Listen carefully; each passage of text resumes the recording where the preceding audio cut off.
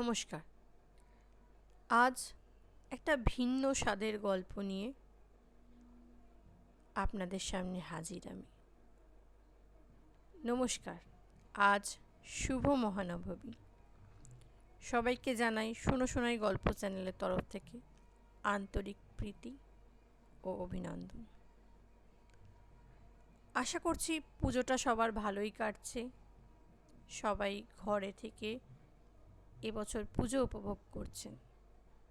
তাই প্রতিবারের মতো আজকেও বলছি, ঘরে থাকুন, সুস্থ থাকুন আর শুনতে থাকুন শোনাই গল্পের নতুন প্লেলিস্ট পুজোর শারদীয়া সংখ্যা 1427-এর নতুন গল্প।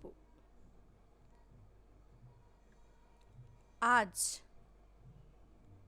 1935 সালের 2রা নভেম্বর জন্মগ্রহণ লেখক শীর্ষেন্দু মুখোপাধ্যায়ের লেখা অপেক্ষা। আজ সেই গল্প নিয়ে আপনাদের সামনে আমি হাজির। গল্প পাঠে আমি অর্থাৎ আনন্দিতা ঘোষ মল্লিক, পোস্টার ও অ্যানিমেশন ডিজাইনে সৈকত রায়। গল্প পাঠ শুরু করছি। অপেক্ষা। মেয়ে দাঁড়িয়ে আছে জানলার চৌকাঠে। দুহাত ধরে আছে জানলার শিকের পাখে মুখ গলানো। তার বাবা ফিরতে দেরি করছে। বাবা ফিরলে তারা সবাই দোকানে যাবে। আজ ফ্রক কেনা হবে পুজোর। কিন্তু বাবা ফিরছে না। 5 বছরের মেয়ে সব কথা কইতে পারে না। হঠাৎ মুখটা ঘুরিয়ে চেঁচিয়ে জিজ্ঞেস করলো, কটা বাজে মা? মেয়ের মা সেলাই মেশিন থেকে মুখ তুলে ঘড়ি দেখে 7টা। মানুষটা এত দেরি কখনো করে না। বড় মেয়ে নেওটা বউ নেওটা মানুষ। অফিসের পর আড্ডা টাড্ডা দেয় না বড় একটা। দিলেও আগে ভাগে বলে যায় ফিরতে দেরি হবে। সরকারি অফিস, তাই ছুটি টুটির ধার ধারে না। অফিস ভিড় ভাঙার আগেই অফিস থেকে বেরিয়ে পড়ে। তার উপর আজ পুজোর কেনাকাটা করতে যাওয়ার কথা। দেরি হওয়ার কারণ নেই। তবু 7টা বেজে গেল, মানুষটা আসছে না। মেয়ের মার বয়স মোটে 26। 6 বছর হলো বিয়ে হয়েছে। দেখতে শুনতে আজও বেশ ভালো। পাতলা দীঘল গড়নের যুবতী। এখনো কত স্বাদ আহ্লাদ। মেয়ের বাবারও বয়স 30-এর মধ্যেই। স্বাস্থ্য ভালো, সাবধানী সংসারী এবং সঞ্চয়ী পুরুষ। সংসার সুখেরই।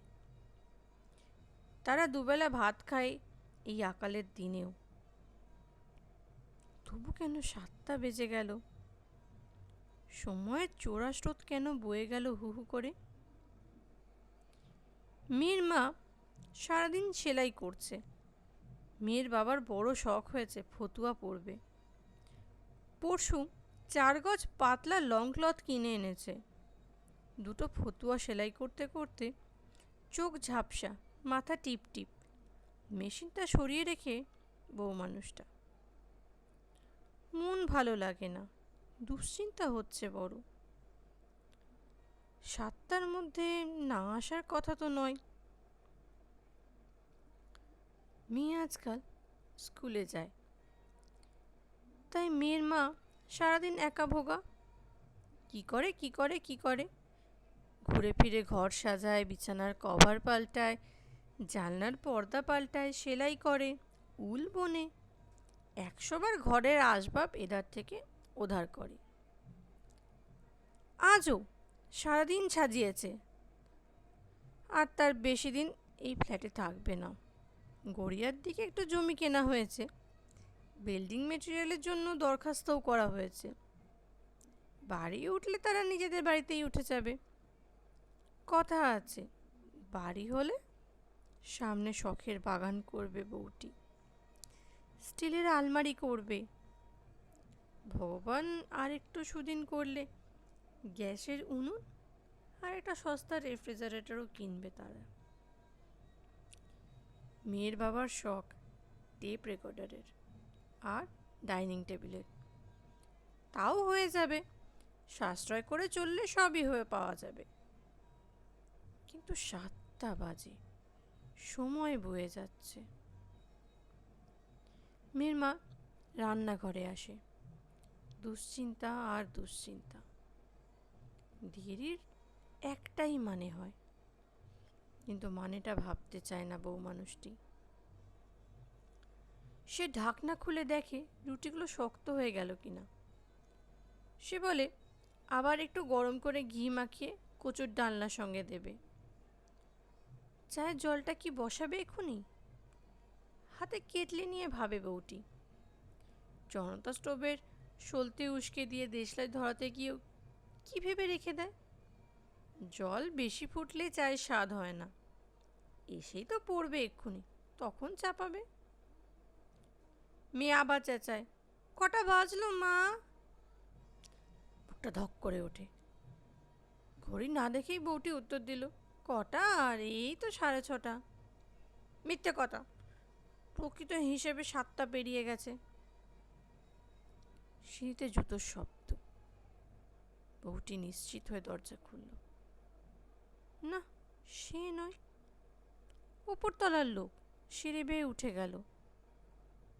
বাবা আসছে না কেন? এলো বলে তুই বেনিটা বেঁধে নে না ততক্ষণে, বাবা আসুক।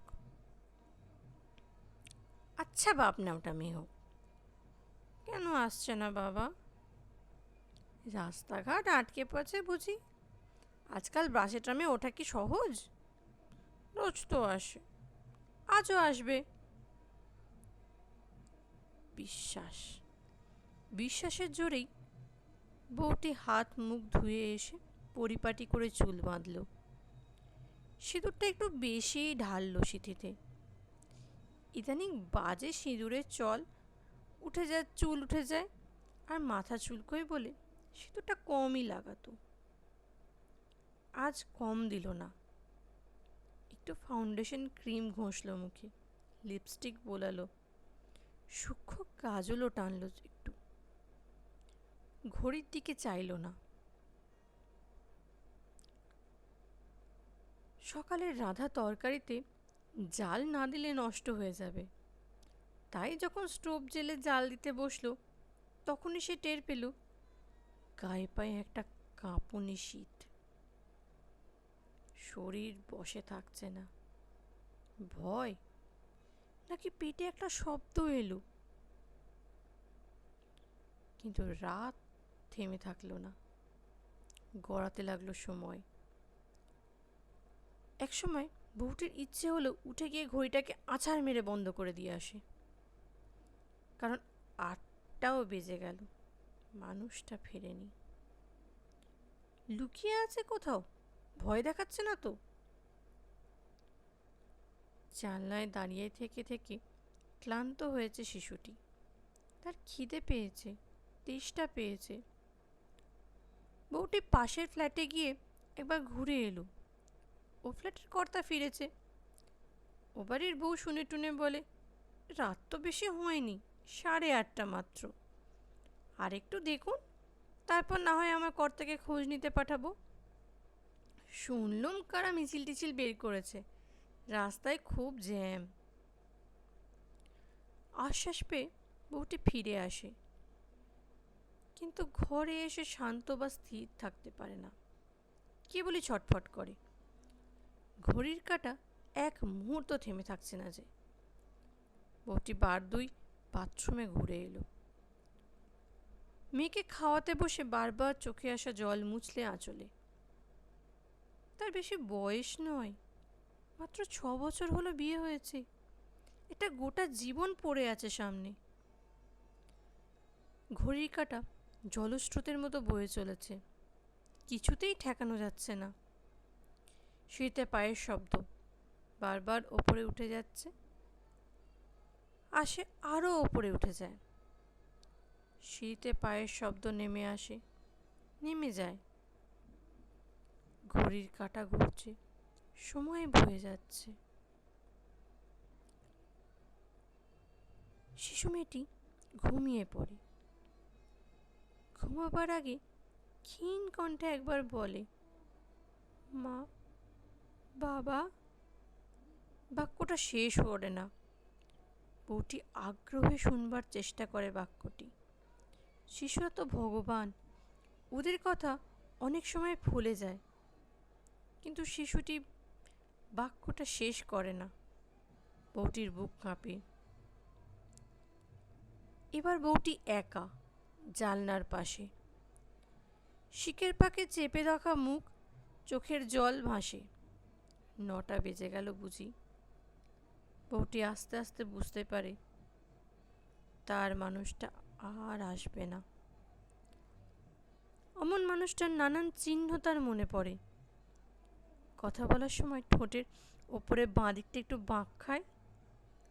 লোকটার দাঁতটা একটু উঁচু না? গাল ভাঙা, কপালের ডান দিকে একটা আঁচিল। সাবধানী, ভীতু এবং খুঁতখুঁতে প্রকৃতির মানুষ। বড় মেয়ে নেওয়াটা বউ ন্যাংলা। এমনিতে সব মনে পড়ে না, কিন্তু এখন বড় মনে পড়ছে। বউটি হাপুস হয়ে কাঁদতে থাকে। সদর খোলাই ছিল, সিঁড়িতেও শব্দ হয়নি। অন্ধকার ঘরের ভিতরে একটা ছায়ামূর্তি এসে দাঁড়ায়। প্রশ্ন করে, এ কি, সব অন্ধকার কেন? বউটি চমকে ওঠে, বুঝতে পারে মানুষটা ফিরেছে। কি হয়েছিল শুনি? আর বলো না। সত্যকে মনে আছে? কে সত্য? কোন নগরের? আমার ব্রুজুম ফ্রেন্ড। বলা নেই কওয়া নেই, হঠাৎ স্ট্রোক হয়ে মারা গেল। খবর পেয়েই অফিস থেকে গিয়েছিলাম। মনটা যে কি খারাপ লাগছে। বউটি আলো জ্বালে, ঘরদোর আবার হেসে ওঠে। তারা খাওয়া দাওয়া সারে, হাসে, গল্প করে। মানুষটা বারবারই তার মৃত বন্ধুর কথা বলে। বউটি বলে, আহা গো। কিন্তু বউটি তবুও সুখী বোধ করে, কারণ তার মানুষটা ফিরেছে।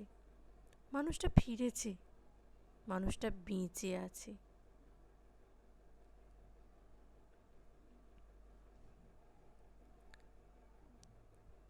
মানুষের অপেক্ষা জিনিসটা বড়ই অদ্ভুত। এক একটা মানুষের জীবনের অপেক্ষা এক এক রকমের। এই আমরাই, সাধারণ মানুষরাই, এই পুজো, এখন পুজোর জন্য আমরা অপেক্ষা করেছিলাম এতদিন। পুজো আসবে, পুজো আসবে, পুজো আসবে। আজ শুভ মহানবমী হয়ে গেল, কাল বিজয়া দশমী। মনের কোণে একটা আনন্দের সঙ্গে সঙ্গে কোথাও যেন একটা দুঃখের রেশ। মা কাল আমাদের সবাইকে ছেড়ে চলে যাবেন, আবার আসবেন বছর ঘুরে। তেমনি একদিকে যেমন এই 1 বছরের অপেক্ষা, তেমনি এই মহামারীর হাত থেকে বাঁচার জন্য আমরা অপেক্ষা করে চলেছি। কবে একটা ভ্যাকসিন আসবে? তাই বিভিন্ন মানুষ বিভিন্নভাবে বিভিন্ন জিনিসের প্রতি, বিভিন্ন মানুষের জন্য নানানভাবে অপেক্ষা করে চলেছে। অপেক্ষাটা আমাদের জীবনের অতি বাস্তব, এটাকে মেনে নিতেই হয়। তাই আরেকটু অপেক্ষা করুন, আমরা আমাদের সেই পুরনো চেনা পৃথিবীকে আবার ফিরে পাবো একদিন। ততদিন বাড়িতে থাকুন, সুস্থ থাকুন, শুনতে থাকুন শোনো শোনাই গল্পের নতুন নতুন গল্প। আজকের মতো এখানেই, নমস্কার। আবার দেখা হচ্ছে নতুন কোনো গল্পের সঙ্গে। ভালোভাবে সবাই মিলে সপরিবারে পুজো উপভোগ করুন।